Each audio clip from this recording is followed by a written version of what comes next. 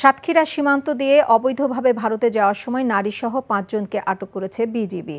BGB জানায়, ভারত থেকে অবৈধ পথে দেশে ফেরার সময় ভোরে হিজলদি বিওপির একটি দল সুলতানপুর মাঠ এলাকায় এক নারীসহ ২ জনকে আটক করে। অপর একটি অভিযানে পদ্মশাখরা বিওপির সীমান্তের শ্মশান হতে আরও ৩ জনকে আটক করা হয়। তাদের বিরুদ্ধে সাতক্ষীরা সদর থানায় মামলা দায়ের করা হয়েছে। সাময়িক বিচ্ছেদ শক্ত বাঁধন তৈরি করে। মানসিক দৃঢ়তায় আমি লোহা আগুনে পুড়িয়েছি ভালো কিছু পাবো বলে। তোর মধ্যে কোনো গলত নেই।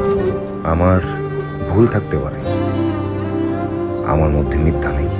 ওরা কি বললো না বললো তাতে কি তোমার এমন রিয়েক্ট করতে হবে? তুমি সব সময় ভালো মানুষ হয়ে থাকতে চাও, তাই না? সবাই ভালো মানুষ, তুমি অযোগ্য। বাসে না কেউ ভালো, ডাকে না কেউ কাছে,